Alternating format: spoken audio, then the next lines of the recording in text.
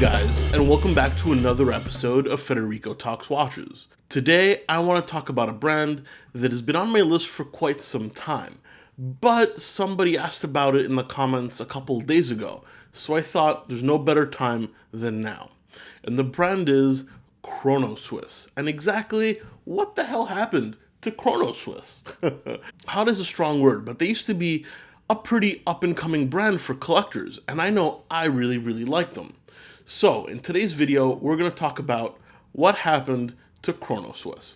And of course, customary wristwatch check, I'm still wearing the Panerai radio mirror, manual wind on the alligator strap.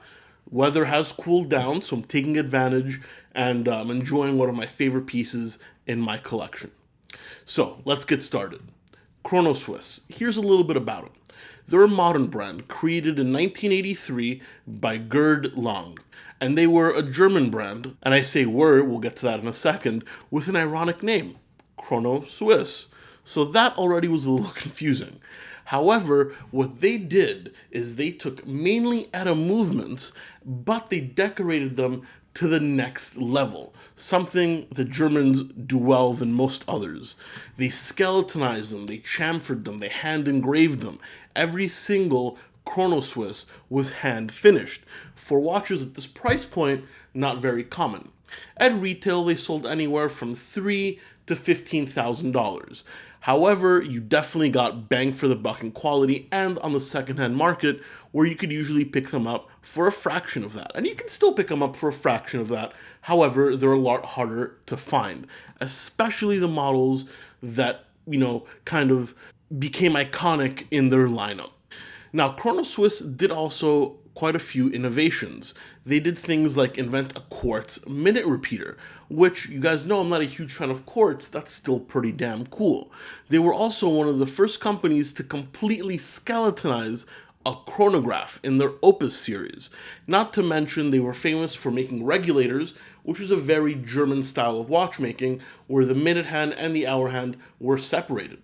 And they made some great skeleton perpetual calendars using ETA movements, and these were personally my favorites. They also made oversized watches, but nothing huge. They were really hot in the oversized watch phase like 10 years ago. Most of their watches are 42 to 44 millimeters, but they never got untastefully large. And most of their cases were coin edge finished, very much like the Breguets of today. So what happened to Chronoswiss? They were such a beautiful brand.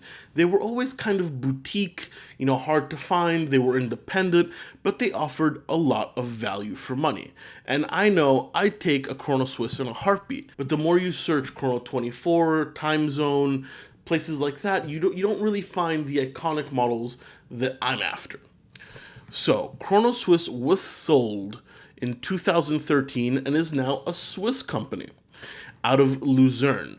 And I think they were probably sold due to mismanagement, but this is just me assuming. I don't actually know the story, but I think it was mismanagement and lack of funds. And I don't think the new owners are doing much better today.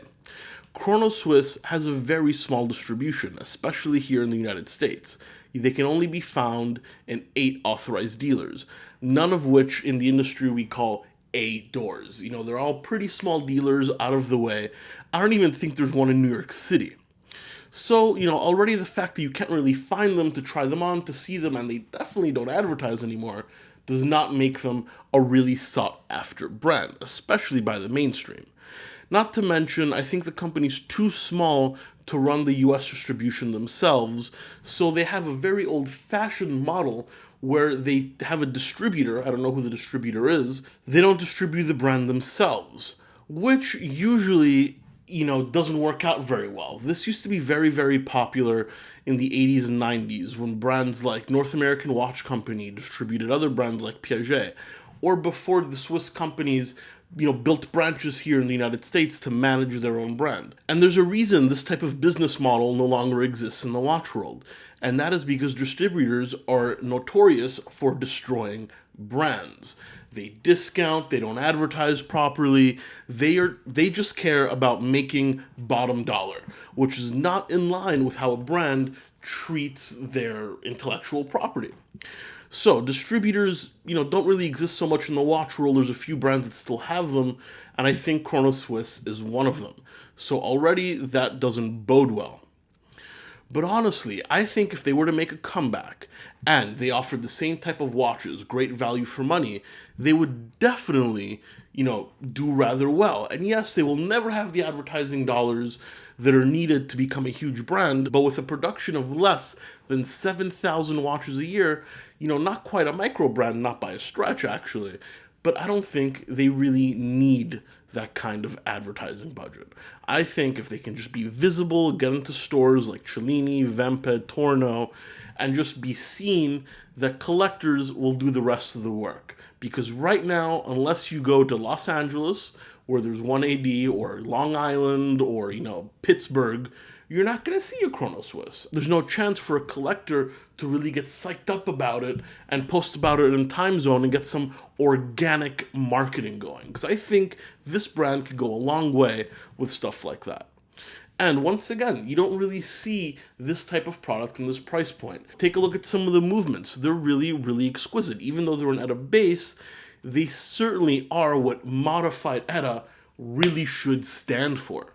So guys, what do you think of Chronoswiss? Let me know in the comment section below. And don't forget to subscribe and like this video if you found it useful. And check out my Instagram, also link in the description. It's Federico Talks Watches. Thank you so much, and I'll catch you guys in the next one. Take care.